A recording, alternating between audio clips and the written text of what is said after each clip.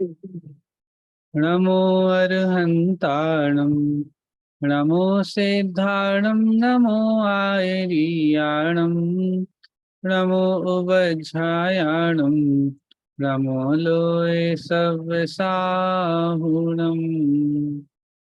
तज्जयति परम ज्योतिः समं समस्तैरनन्तपर्यायः दर्पण तलु एव सकला प्रतिफलति पदार्थमालिका यत्र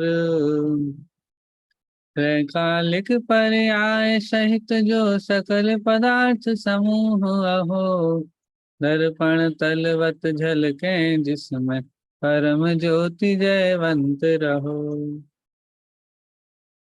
श्री पुरुषार्थ सिद्धि उपाय जी ग्रंथ, इसका बिल्कुल अंतिम में अंतिम विषय हमारा अभी चल रहा है, जिसमें मतलब अंतिम में अंतिम विषय पुरुषार्थ सिद्धि उपाय का जो श्रावकाचार संबंधी जो विषय है अंतिम में अंतिम, वो हमारा चल रहा है। और वैसे देखो तो ग्रंथ का भी बिल्कुल आखिरी विषय हमारे प्रारंभ होना है, मुनि धर्म का स्वरूप। उसके पहले का तो जितना भी विषय है वो हमारा हो गया। तो अभी पिछली क्लास में हमने जो बहिरंग तप है उनकी चर्चा पूरी की थी। जो 6 बहिरंग तप हैं, अनशन, गुणोदय, वृत्ति परिसंख्यान, रस परित्याग, काय क्लेश और एक विविक्त शय्यासन, ये रहेगा। हाँ, तो अनशन, गुणोदय, विविक्त शय्यासन, रस परित्याग, काय क्लेश और वृत्ति संख्या। ठीक है, तो ये जो 6 बहिरंग तप हैं, इनकी चर्चा हमने पूरी की थी। और साथ में अंतरंग तपों का श्लोक भी पढ़ लिया था। और थोड़ी सी इसकी चर्चा हमने प्रारंभ की थी, जिसमें विनय तप का सामान्य स्वरूप क्या है वो हमने देखा था। हम दोबारा से एक बार श्लोक पढ़ लेते हैं और फिर इस विषय को प्रारंभ करते हैं। श्लोक में 6 अंतरंग तपों के नाम यहाँ पर आए हैं। ठीक है, देखिए। विनयो वैयावृत्यं प्रायश्चित्तं तथैव चोत्सर्गः स्वाध्यायो यथ ध्यानम् भवति निसेव्यं तपोन्तरंगमिति। तो हाँ, देखिए, अन्वयार्थ, विनय, वैयावृत्त, प्रायश्चित और इसी प्रकार उत्सर्ग, स्वाध्याय और ध्यान। तो वो श्लोक का फॉर्मेशन है ना, तो उस हिसाब से विनय, वैयावृत्त, प्रायश्चित, ठीक है, ये पहली लाइन में लिए और फिर बोलते हैं तथैव उसी प्रकार उत्सर्ग, स्वाध्याय और ध्यान। तो इस क्रम में श्लोक में इन 6 अंतरंग तपों के नाम आए हैं। इस तरह अंतरंग तप सेवन करने योग्य है। इसके बाद कहते हैं टीका में क्या विषय आता है। तो सबसे पहले इन 6 जो तप है उनमें सबसे पहले विनय तप की चर्चा प्रारंभ की है और विनय का स्वरूप बताया है कि विनय का अर्थ क्या लेना। तो विनय का अर्थ है पूज्य, पूज्य जो होते हैं उनके प्रति आदर भाव। ठीक है, अब मूल में यदि पूज्य देखना है तो कहते हैं पूज्य पना सम्यक दर्शन ज्ञान चारित्र में पाया जाता। अतः इन्हें अत्यंत आदर पूर्वक अंगीकार करना चाहिए, यही वास्तविक विनय है। सम्यक दर्शन ज्ञान चारित्र की बात सुनना, ये सम्यक दृष्टि जो जीव है, केवल ज्ञानी जो जीव है, सिद्ध भगवान है, पंच परमेष्ठी है, इनकी विनय करना, हाँ ये भी विनय है, परंतु भैया ये इनकी विनय क्यों करना? अरे ये जिनकी उपासना करते हैं उसकी उपासना कर रहे हैं नहीं? तो अब वो जैसे ये रत्नत्रय धर्म की उपासना करते हैं, रत्नत्रय धर्म की आराधना करते हैं, पंच परमेष्ठी, ठीक है, या फिर उसका फल प्रकट हुआ है उनको। ठीक है, तो यदि हम वो ना करें तो हमारी अभी उनकी आराधना, उनकी उनकी पूजा अभी अधूरी है। ठीक है, तो वास्तविकता में वो हमको जो दिखा रहे हैं, जो स्वयं करके दिखा रहे हैं, वो कार्य हमको करना है। अर्थात उन्होंने सम्यक दर्शन ज्ञान चारित्र को प्रकट किया है, तो हम भी उसको ही प्रकट करें, उसी को अंगीकार करें, तब हम उनकी वास्तविक विनय कर रहे हैं। ठीक है, वो वास्तविक विनय होगी। ठीक है, अब ये विनय नामक जो अंतरंग तप है, ये भी 4 प्रकार का है, तो उसकी चर्चा यहाँ पे कर रहे हैं। देखिए, विनय नामक अंतरंग तप 4 प्रकार का है। दर्शन विनय, ज्ञान विनय, चारित्र विनय और उपचार विनय। ठीक है, देखिए सबसे पहले दर्शन विनय। दर्शन विनय क्या है? तो कहते हैं सम्यक दर्शन की प्राप्ति का उपाय करना, सम्यक दर्शन के महात्म्य का प्रचार करना, सम्यक दृष्टि जीवों की वृद्धि हो ऐसा प्रयत्न करना, और अपना सम्यक दर्शन सदा निर्दोष रखना, ये दर्शन विनय है। क्या क्या ले लिए दर्शन विनय में? सम्यक दर्शन से रिलेटेड सारी चीजें ले ली। क्या कि भैया सबसे पहले तो अपने आप में सम्यक दर्शन, स्वयं को सम्यक दर्शन की प्राप्ति हो इसका उपाय करना। हाँ, तो सबसे पहले तो ये, ठीक है। फिर भैया जब आपको कोई अमूल्य निधि, मैं तो दूसरा एग्जाम्पल देता हूँ, चले। जैसे आपको कोई रोग हुआ, ठीक है, अब वो रोग हुआ और आप उससे बड़े परेशान थे, ठीक है, और आपको किन्हीं ने बताया कि इन डॉक्टर के पास जाओ, किसी ने बोला इन डॉक्टर के पास जाओ, वो अच्छी दवाई देंगे। आप बहुत जगह गए भी, लेकिन वो रोग दूर ही नहीं हो रहा और आपकी परेशानी भी कम नहीं हो रही। फिर किसी एक और वैद्य का या डॉक्टर का परिचय प्राप्त हुआ और आप उनके पास गए और उस रोग का इलाज हो गया, ठीक है, उस रोग की पीड़ा का अभाव हो गया, वो रोग दूर हो गया। तो आप कैसे उस उन वैद्य की या डॉक्टर का बहुमान कितना आता है? और अकेले बहुमान नहीं आता, अकेले मन में ही नहीं आता, आप चार लोगों को, चार क्या कितने सारे लोगों को बताते हो कि भैया भैया उनकी कृपा हो गई, वो मिल गए। और कितना प्रचार करते हो, कितना प्रचार करते हैं कि भैया ये नहीं होते तो हमारा क्या होता। बहुत बढ़िया डॉक्टर है, बहुत बढ़िया डॉक्टर है। ऐसे और भी है। तो ऐसे ही यहाँ बोल रहे हैं कि भैया सबसे पहले सम्यक दर्शन की प्राप्ति का उपाय करना। अब जिस जीव ने उस सम्यक दर्शन को प्राप्त कर लिया, तो जैसे हमें वो रोग दूर होने पे बड़ी वो शांति मिलती है ना, भाई रोग दूर हो गया फिर उनकी बड़ी महिमा थी, ऐसे ही यहाँ पे संसार रूपी जो रोग लगा हुआ था उसको दूर करने की सबसे पहली औषधि सम्यक दर्शन है। अब हमको दिखाई दे रहा है कि भी और भी लोगों को तो यही बीमारी है, भी संसार रूपी रोग से ही तो पूरे संसार में सभी जीव पीड़ित हैं, मूल में दुख का कारण तो वही है। अब देखते हैं कि भाई सबको यही बीमारी है, तो हम बताते हैं भाई सम्यक दर्शन, सम्यक दर्शन ही इस भव रोग को दूर करने की औषधि है। हाँ? तो ऐसे सम्यक दर्शन का महात्मा का प्रचार करना और सम्यक दृष्टि जीवों की वृद्धि हो ऐसा प्रयत्न करना कि भैया अब वो एक ही, भाई लोगों को सम्यक दर्शन की प्राप्ति हो, ये सम्यक दृष्टि जीवों की वृद्धि हो, एक ही बात है। तो ऐसा प्रयत्न करना मतलब कि तत्व ज्ञान का प्रचार प्रसार करना। देखो पहले था सम्यक दर्शन के महात्म का प्रचार करना कि भी सम्यक दर्शन कितना महिमाशाली है, सम्यक दर्शन प्रकट होने पे क्या से क्या हो जाता है, पूरी दृष्टि बदल जाती है।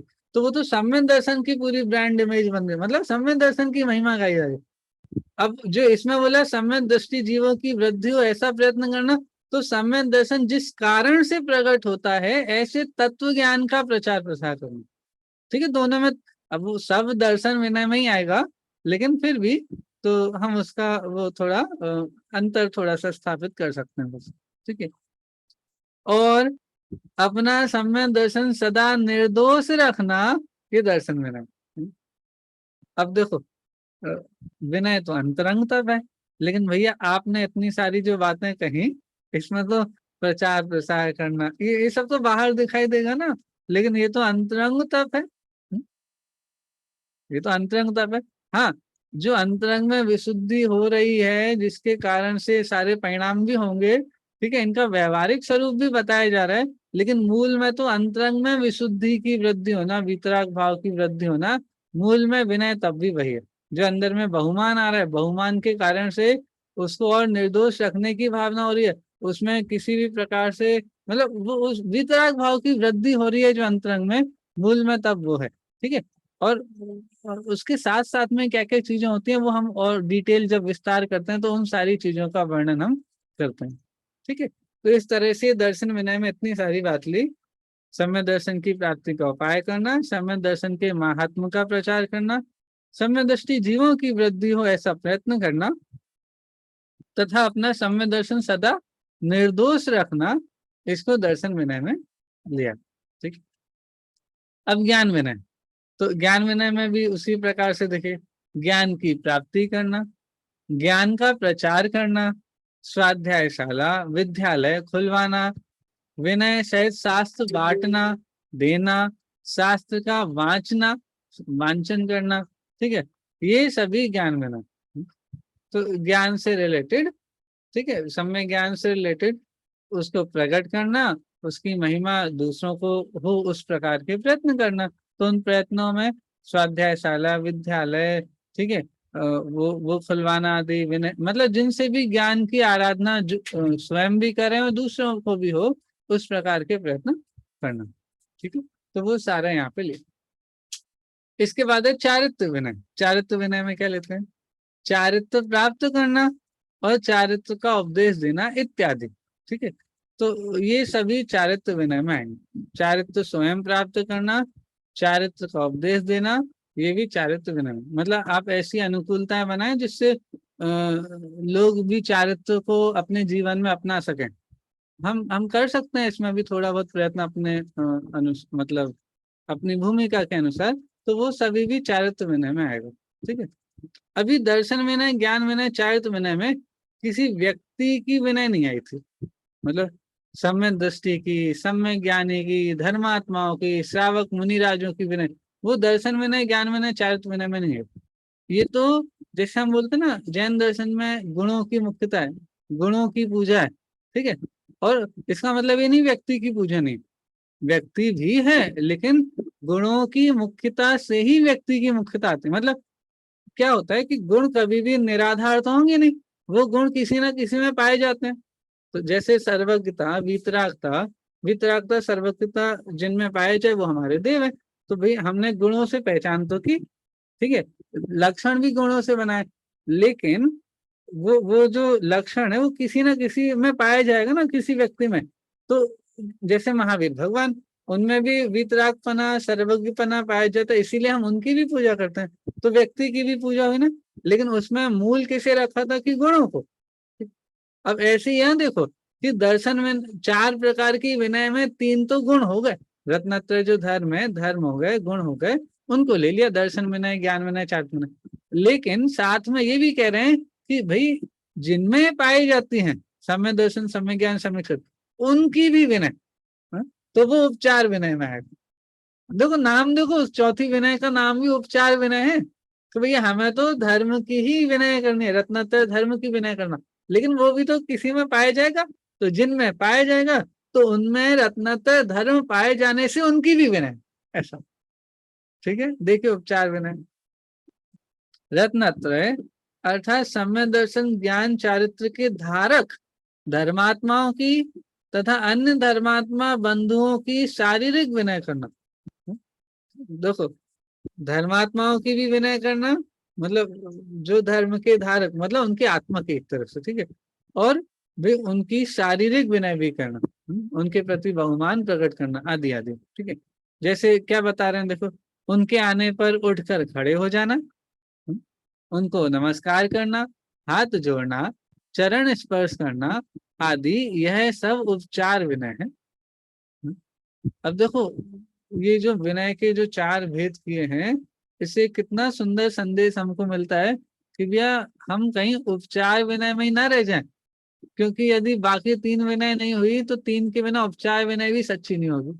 हम खड़े हो जाएं, नमस्कार करें, हाथ जोड़ के खड़े हो जाएं, चरण छुएं, आदि आदि, जितना भी हम बाहर से कर सकते हैं, ठीक है। अब हम वो सब तो करें, लेकिन जो उन्होंने उपदेश दिया है, जिस मार्ग पे वो स्वयं चल रहे हैं, उस मार्ग पर चलने का प्रयत्न बिल्कुल नहीं करें। मतलब स्वयं सम्यक दर्शन, ज्ञान, चारित्र्य प्रकट नहीं करें। तो भैया आप बोलोगे नहीं नहीं, 4 में से एक विनय तो होगी उपचार विनय, लेकिन उपचार विनय भी कब होगी? जब मूल हो। मूल के बिना उपचार कैसे होगा? तो भी जब दर्शन, ज्ञान, चारित्र्य होंगे, तभी तो हमें जो उनके जो धारक हैं उनका सही स्वरूप ख्याल में आएगा, उनके प्रति बहुमान स्वयं में आएगा, तब वो प्रवृत्ति भली भांति होगी। बाकी होगी तो सही, लेकिन उसको हम क्या बोले, उपचार बिना कहेंगे तो सही, लेकिन सम्यक दर्शन के बिना उसको वो सही स्वरूप उसका नहीं रहेगा, ठीक है। चलिए इस तरह ये विनय की बात यहाँ पे ली। अब देखिए आगे कहते हैं, प्रत्यक्ष व परोक्ष तीर्थ क्षेत्र की वंदना भी उपचार विनय है, पूजा भक्ति करना भी उपचार विनय है, और रत्नत्रय की प्राप्ति करना वही सच्ची विनय है। सच्ची विनय हो गई रत्नत्रय की स्वयं प्राप्ति करना। और अब देखो क्या कहते हैं वो तीर्थ क्षेत्र का अर्घ है ना एक, बड़े पंडित साहब के पूजन में, मुझे याद अभी नहीं आ रहा है। तीर्थ तत्वमय है सदा, ज्ञायक शाश्वत तीर्थ, अभेद ज्ञायक भावना है व्यवहार सुतीर्थ। ज्ञायक भावना भावते संत जहां तिष्ठाएं, ते ही क्षेत्र सु जगत में तीर्थ क्षेत्र कहलाए। भाई मूल में तीर्थ क्या है? भाई हमारा ज्ञायक, हमारा आत्मा वही मूल में तीर्थ है। और उस तीर्थ की जो आराधना करता है वो परिणति भी तीर्थ हो जाती है, वो रत्नत्रय तीर्थ है। भाई उस आत्मा की आराधना करने वाली रत्नत्रय परिणति वो भी तीर्थ है। ठीक है, उस रत्नत्रय की साधना जिस स्थान पे करते हैं मुनिराज, उस रत्नत्रय की साधना जिन जिन स्थानों पे करते हैं, या फिर तीर्थंकर आदि, तो ज्ञायक भावना भावते संत जहां तिष्ठाएं, जहां वो खड़े हो जाएं, ते ही क्षेत्र सु जगत में तीर्थ क्षेत्र कहलाए। हम उन क्षेत्रों को तीर्थ क्षेत्र कहने लगते हैं। हाँ? ऐसे ही यहाँ भी समझो कि भाई मूल में वो सम्यक दर्शन, सम्यक ज्ञान, सम्यक चारित्र ही उनको प्रकट करना ही विनय है। मूल में विनय तप है, सच्ची विनय वही है। लेकिन अब उनके धारकों की विनय करना, उनके धारकों ने जहां उनकी उन रत्नत्रय की प्राप्ति की उन स्थानों की विनय करना, हा? उन्होंने जहां से रत्नत्रय की पूर्णता प्राप्त करके मोक्ष प्राप्त किया, उन स्थानों की विनय करना, सिद्ध क्षेत्रों की विनय करना, तो ये सारा भी उपचार विनय में आएगा। ठीक है, मूल में उन रत्नत्रय को प्रकट करना वो विनय है। ठीक है, तो कितना अच्छा ये विनय तप का यहाँ वर्णन किया। इस प्रकार विनय तप का वर्णन किया। इससे अब देखो अंतरंग क्यों लिया से, इससे मान कषाय मिटती है तथा ज्ञानादि गुणों की प्राप्ति होती है, इस अपेक्षा से अंतरंग है। अब बोलो कि भैया हमको विनय भी बाहर से दिखती तो है, हा? लेकिन भैया बड़ा चक्कर पड़ सकता है, बड़े विनय के शब्द बोले और अंतरंग में विनय ना हो, ऐसा भी हो सकता है। क्योंकि भाई वो बाहर से जो दिखाई दे रहा है ना, उससे अंतरंग की संधि बैठना जरूरी नहीं है, नियम नहीं है ना। हो सकता है अंतरंग से लोभवश, किसी और प्रयोजनवश, हम ये मना नहीं कर रहे कि भाई होगा ही नहीं, हो भी सकता है, लेकिन चांसेस ऐसे भी हैं कि भाई अंतरंग और बहिरंग का मेल नहीं बैठे। ठीक है, इसलिए ये अंतरंग में जो मान कषाय का भाव हो रहा है ना, वो असली में तप है, वो विनय है। ठीक है, ठीक है, तो इस तरह से हम विनय तप की चर्चा की। अब वैयावृत्ति देखिए, वैयावृत्ति अपने गुरु आदि पूज्य पुरुष, आचार्य, उपाध्याय, सर्व साधु, अर्ज का, श्रावक, श्राविका, त्यागी इत्यादि धर्मात्मा सज्जनों की सेवा शुश्रूषा करना।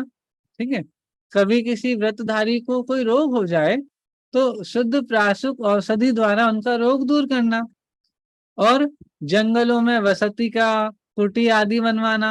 हा? तो ये सब वैयावृत्ति ही है, ये सब वैयावृत्ति में आ जाएगा। इससे अनुराग प्रकट होता है धर्म के प्रति, और धर्मात्माओं के प्रति अनुराग प्रकट होता है वैयावृत्ति करने से। ठीक है, मान भाव मिटता है, इत्यादि गुण होते हैं।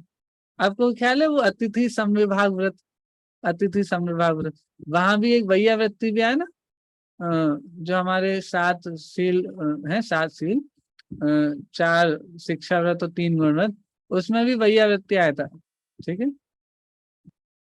वैयावृत्ति आया था ना उसमें, तो उसमें वैयावृत्ति जो आया था उसमें भी अतिथि संविभाग में भी अतिथियों का मतलब मुनिराजों का समागम हो, हम आहार आदि के माध्यम से।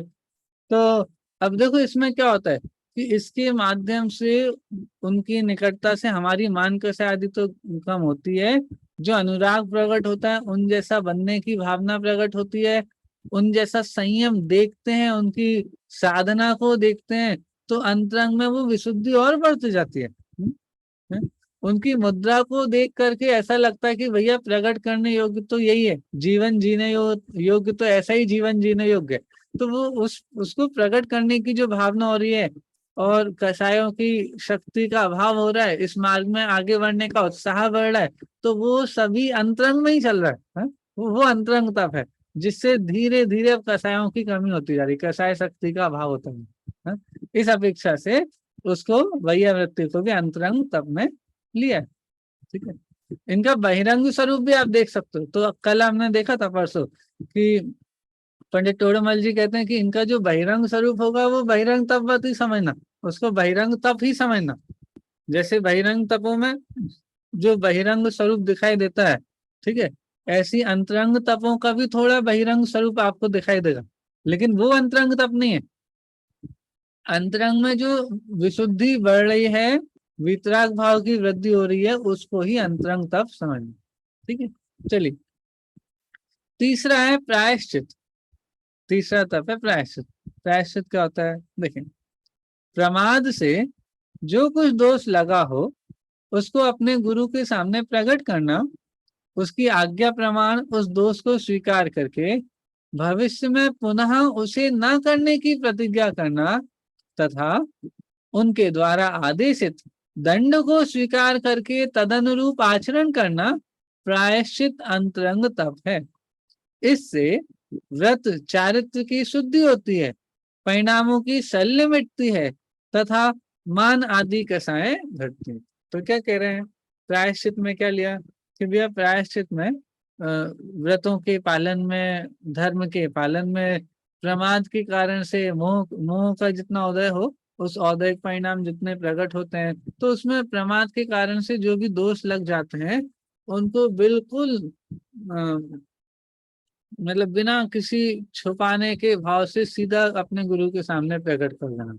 ठीक है, जब देखो, जब आप हमने पहले चर्चा की थी, जब प्रायश्चित, जब अतिचारों की चर्चा हमारी आई थी, तो हमने इस चर्चा को लिया था कि दोषों को अपना भी मानना और अपना नहीं भी मानना है। अपना मानना तो उसको दूर करने का रहेगा कि भाई हमारे जो दोष हमारे में चल रहे हैं उन दोषों को अभाव करना, लेकिन अपना नहीं भी मानना। क्यों? क्योंकि जब तक आप उसे अपना मानोगे तब तक आप उसे दूर भी नहीं कर पाओगे। अपना मानेंगे ना, अपना मानेंगे, तो अपनी चीज को हम दूर कैसे करेंगे, उसको किसी और के सामने दोष के रूप में कैसे बताएंगे। हा? तो भैया उसे अपना मत मानना, ऐसा मानना कि ये तो भाई परकृत भाव है, हा? कर्मोदय से भाव है। हाँ, हमारा दोष भी है माना, लेकिन उसका अभाव भी तो करना है ना। तो इसीलिए गुरु के सामने बिल्कुल ऐसे जाके बता देना कि ये दोष परिणति में हुआ है, अब हुआ है और इसको दूर करना है। तो आचार्य देव आप जैसी आज्ञा देंगे हम उस आज्ञा प्रमाण उस दोष को स्वीकार करके और उसको भविष्य में भी नहीं दोहराएंगे, और आप जैसा आदेश हमको दें, जो दंड आप हमको देंगे हमें वो सहज रूप से सहज स्वीकार है। तो और उसका उस दंड को भी पालन करना, आचरण करना तद अनुरूप। तो इससे क्या होगा, इससे वो व्रत की शुद्धि होगी। व्रत की शुद्धि कैसे होगी कि भैया उससे परिणाम दृढ़ होते और दृढ़ होते, तो वो जो छोटे छोटे दोष यदि लगते थे, अतिचार भी लगते थे, उनका भी अभाव होता। जितनी जितनी दृढ़ता बढ़ती जाती है, ठीक है, उतना उतना औदैहिक भाव रूप परिणमन भी नहीं होगा फिर। ठीक है, उतना उतना विशुद्ध परिणमन प्रारंभ हो जाएगा ना, और जितना जितना विशुद्ध परिणमन होगा उससे उतना व्रत वो शुद्ध होता जाएगा। ठीक है, परिणामों की शल्य मिटती है। आप देखो, जब तक आप किसी दोष को गुरु के सामने प्रकट करके उसका प्रायश्चित नहीं करते, तब तक शल्य बनी रहती है। देखो, हमारे आपके जीवन में भी विचार करो, कोई गलती हो, ठीक है, और योग्य व्यक्ति को यदि जब तक हम नहीं बता देते ना, तब तक वो हमारे सर पे बोझ बनी रहती है। कुछ हमसे हो जाए या हमने कर दी, दोनों केस में बता रहा हूँ मैं। कोई कभी कभी कुछ हो जाए जिसमें हमारी बस उपस्थिति मात्र थी, तो भी जब तक हम सामने वाले को, अथॉरिटी को या किसी को बता नहीं देते, तब तक वो हमारे ऊपर शल्य बनी रहती। यहाँ भी ऐसे ही दोष हो गए। अब दोष हो गए तो जब तक गुरु के सामने उनको प्रकट नहीं कर देते, तब तक वो बहुत वो शल्य है। और व्रति तो निशल्य होता है, निशल्यो व्रति पढ़ा है ना, निशल्यो व्रति, व्रति निशल्य होता है। जो व्रति होगा वो उसके शल्य नहीं होती है। तो भैया वो अपने दोषों को दोष के रूप में रखे नहीं रहेंगे, वो तो गुरु के सामने जाके प्रकट कर देंगे, और जैसा गुरु आदेश देंगे उस अनुसार कार्य करेंगे। बहुत सारे केसेस में तो अकेले बता देने से ही बात हो जाती है।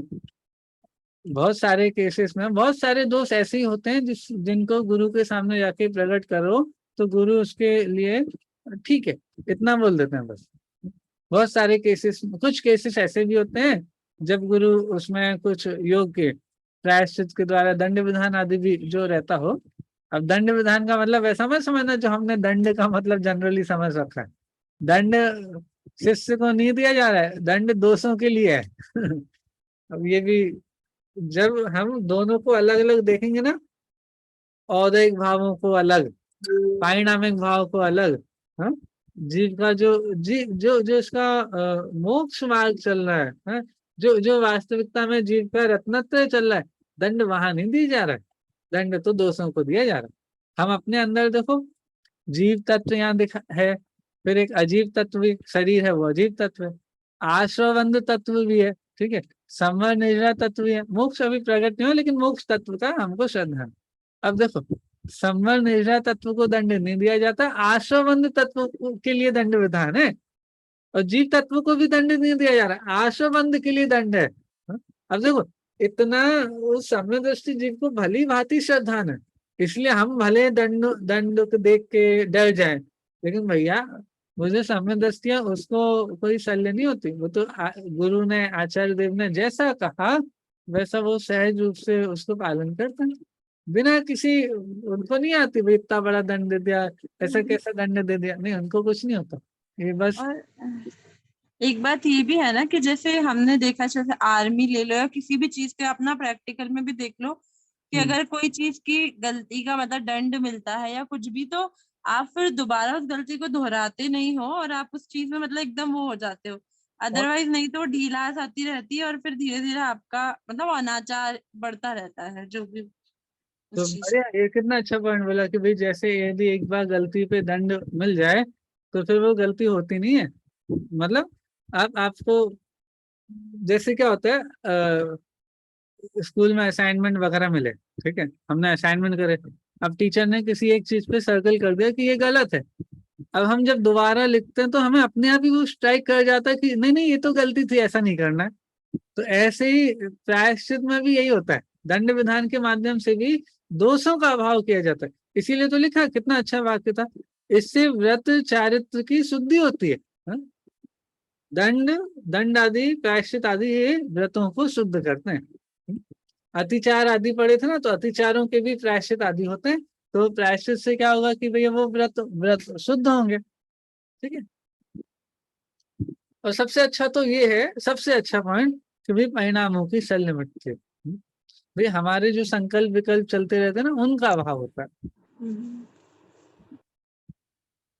हाँ दीदी आप कुछ बोल रहे हैं। नहीं, हाँ मतलब ये सही है कि परिणामों में जो हमारे उथल पुथल चलती रहती है कि गलत सही जो भी है मतलब वो मिट जाती है जब आप हाँ शेयर कर लेते हो उसी चीज को। हाँ। तो चलिए, प्रायश्चित तप के 9 भेद हैं। आलोचन, प्रतिक्रमण, एक आलोचन प्रतिक्रमण, विवेक, व्युत्सर्ग, तप, छेद, परिहार और उपस्थापना, ये इस प्रायश्चित के 9 भेद हैं। जनरली तो हम सभी को प्रायश्चित में समझ लेते हैं थोड़ा, लेकिन अब इनके और विशेष को जब देखेंगे तो और ये 9 भेद हैं, प्रायश्चित में भी अलग अलग प्रकार के हो जाएंगे, ठीक है। चलें आगे देखते हैं, उत्सर्ग। उत्सर्ग, उत्सर्ग, काय उत्सर्ग बोलते हैं ना, काय उत्सर्ग, हम बोलते हैं ना काय उत्सर्ग। कितने हमारे जितने भी धार्मिक अनुष्ठान होते हैं, हर एक धार्मिक अनुष्ठान में एक बार काय उत्सर्ग जगह जगह पे हमको मिलता है। कोई भी प्रारंभ करते हैं, कोई भी अनुष्ठान पूरा होता है तो कैसे करते हैं, कैसे पूरा या कैसे शुरू करते हैं कि वे काय उत्सर्ग से प्रारंभ करो, काय उत्सर्ग से पूरा करो। और बीच में भी काय उत्सर्ग होते हैं, जैसे पूजन हम देखें तो हमारी पूजन में भी कितनी बार काय उत्सर्ग होता है। हाँ, अब देखो काय उत्सर्ग क्यों किया जा रहा है। हाँ, देखो उत्सर्ग का मतलब क्या है, देखो उत्सर्ग मतलब शरीर में ममत्व भाव का त्याग करना, हाँ?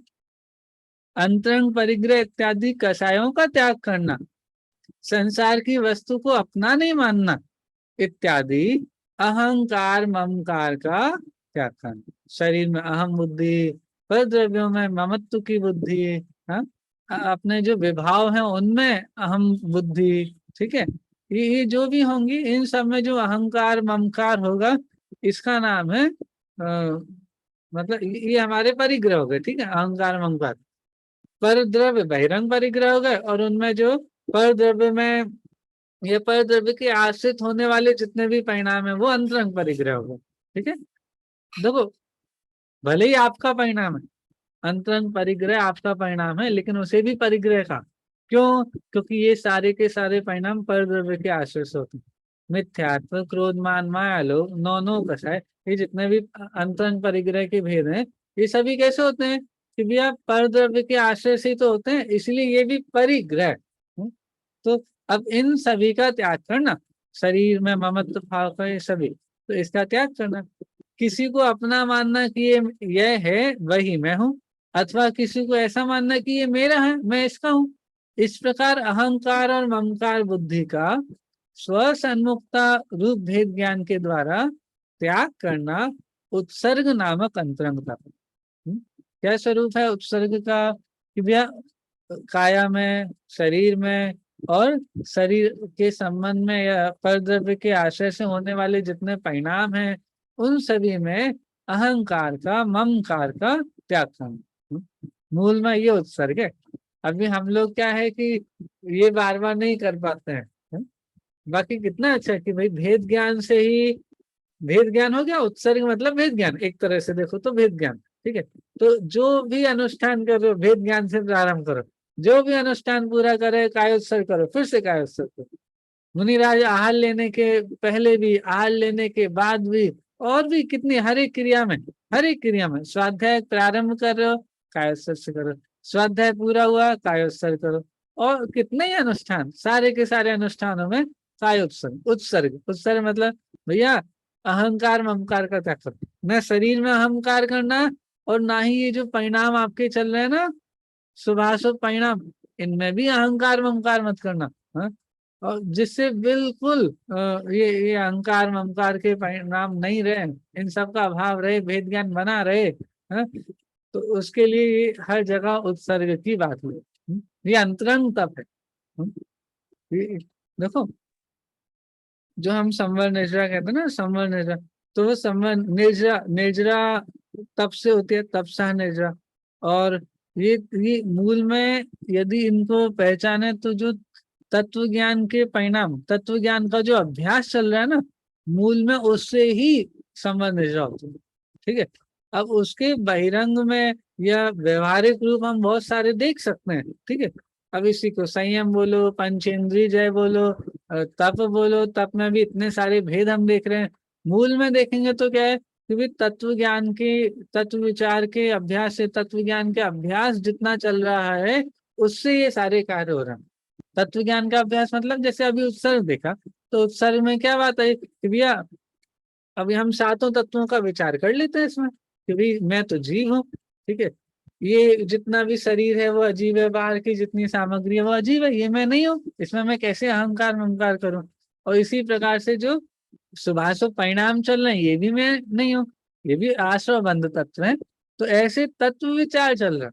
ठीक है, मेरे लिए हितकारी नहीं है आश्रव बंध, जो शुभाशुभ परिणाम है, इनका अभाव जो हम होगा वो मेरे लिए हितकारी है। तो ऐसे संबंधी जो मोक्ष का श्रद्धान होगा उनका विचार आ गया। तो इस तरह से ये उत्सर्ग में भी अहंकार ममकार का त्याग करना। इसमें ये बताया कि अशुभ का तो जैसे हम अशुभ का कि ये मेरे हितकारी नहीं है, लेकिन साथ में शुभ के लिए भी यही करना हाँ, कि ये मेरे हितकारी नहीं है। हम्म, कि अशुभ का तो हम समझ में आ जाता और कर भी लेते हैं, पर क्योंकि शुभाशुभ भाव दोनों ही आश्रव बंध तत्व में आएंगे ना, इसलिए दोनों ही आश्रव बंध तत्व होने से दोनों ही हितकारी नहीं है। हाँ हाँ, क्योंकि हमें जैसे व्रत, मतलब जो भी व्रत शील या पूजा दान या जो भी परिणाम आते हैं, इनफैक्ट जो तत्व चिंतन वाले भी जो परिणाम है वो अच्छा है, बट उसमें भी संतुष्टि करने लायक नहीं है। मतलब कि ये उपादेय है, करना वो है जरूर से, लेकिन देखो इसके लिए जो आचार्यों ने शब्द लिया है, वो यदि हम शुभ शुभ परिणामों या पुण्य परिणामों के संबंध में देखें, तो उसमें आप, उन्होंने लिखा कि अशुभ से बचने के लिए पुण्य परिणाम। अब समझ लो, पुण्य परिणामों का उद्देश्य क्या है कि भैया नहीं तो हमारी पूरी परिणति अशुभ उपयोग में ही जा रही थी, मतलब हमारा सारा समय पाप के परिणामों में जाता है। तो उससे बचने के लिए पुण्य परिणाम, तो अब पुण्य परिणाम का उद्देश्य ख्याल में आ गया ना। हम्म तो ये भी नहीं बोला पुण्य करने के लिए पुण्य करो, ये बोला कि अशुभ हाँ से बचने के लिए पुण्य करो। पुण्य, हाँ पुण्य के परिणाम या जो भी जितना भी शुभ योग है, शुभ उपयोग है, तो उसका लक्ष्य बताया कि अशुभ से बचने के लिए। देखो उसमें ये बात भी आ गई कि वहां टिकने के लिए भी नहीं। देखो ये ना वो बात, क्योंकि अशुभ से हाँ बचने के लिए यहाँ पर आओ, लेकिन इसका मतलब ये नहीं कि यहाँ पर आके तो यहीं रुके रहो, क्योंकि यहाँ भी नहीं रुक पाओगे। अंत मुहूर्त में यहाँ यदि अंत मुहूर्त से ज्यादा होगा तो फिर अशुभ में आ जाओगे। आपको पता है अंत मुहूर्त से हाँ नहीं देखेंगे परिणाम, हाँ, वो अपने आप ही अशुभ में आएंगे यदि आप शुद्ध में नहीं गए तो। मतलब ये ट्रांजिशन होना जरूरी है, या तो तुम शुभ से अशुभ मतलब अशुभ से शुभ से शुद्ध में चले जाओ, नहीं तो फिर अशुभ में आओगे। हाँ, हाँ, हाँ ठीक है। चलिए इस तरह से ये हमने अभी उत्सर्ग देखा, इसके बारे में कहते हैं इससे निष्परिग्रहपना, निर्भयपना प्रकट होता है और मोह का नाश होता है इत्यादि गुण प्रकट होते हैं। तो ये सारा अंतरंग में प्रकट हो रहा है। निष्परिग्रहपना, कषायों का अभाव हो रहा है ना, ममत्व परिणाम का अभाव हो रहा है। तो निष्परिग्रहपना, निष्परिग्रहपना में हम हमेशा बहिरंग परिग्रह का अभाव देखते हैं। हम जब ये कहते हैं कि परिग्रह रहित है, तो अपने मन में डायरेक्ट इमेज बहिरंग परिग्रह की आती है कि भाई बाहर से कुछ भी नहीं है उनके पास।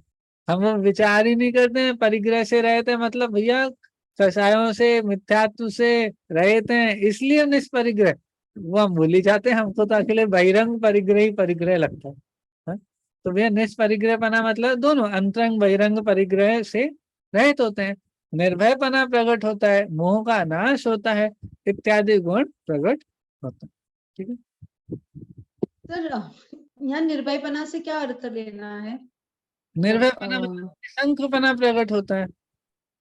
सम्यक से निशंकित है ना, मतलब निशंकित अंग में जो सात भय होते हैं ना, सात भयों का भाव बताए। अब देखो कैसे होगा निर्भयपना, क्योंकि हमको भय कौन कौन से होते हैं, मरण का भय होता है, वेदना का भय होता है, आदि आदि भय होते हैं। अब जब यहाँ जो उत्सर्ग है, काय को अपना मानना ही नहीं है भाई, उत्सर्ग में काय से अपने आप को अलग विचार करना, तो भाई मरण कैसे विचार आएगा। भाई जब शरीर ही मेरा नहीं है तो मरण किसका होगा, मरण होगा ही नहीं तो मैं मरण का भय कैसे करूं। वेदना किसमें होगी, शरीर में होगी। हाँ? तो जब वेदना शरीर में वेदना होगी, शरीर में नहीं हो तो वेदना का भय नहीं होगा। तो ऐसे सारे भयों का भाव हो जाएगा। हाँ? तो इस तरह से उत्सर्ग से निर्भयपना भी प्रकट होगा। हाँ सर, अच्छा है, अच्छा बताया, थैंक यू। मोह का नाश होता है इत्यादि गुण प्रकट होते हैं। मैं मुझे याद रहेगा तो मैं शेयर करूंगा, शायद मैंने पहले किया नहीं किया। जिनेश सर है ना, आप जानते होंगे जिनेश सर बोरीवली, काफी लोग जानते होंगे, जिनेश जी हैं बोरीवली से। उन्होंने और मैंने एक पेपर लिखा था जब कोविड पीरियड चल रहा था ना, कोविड पीरियड। तो हम लोगों ने एक पेपर लिखा था, कोविड कोविड का जो टाइम चल रहा है उस समय कोविड की बीमारी कम थी, भय की बीमारी ज्यादा थी। मतलब जिनको कोविड नहीं भी था उनको भी भय तो था ही कोविड का। कोविड थोड़े लोगों को हो रहा था, कोविड से कम लोग बीमार थे, कोविड के भय से ज्यादा बीमार थे। ठीक है। ऐसे में ऐसी स्थिति में पैंडेमिक या पैंडेमिक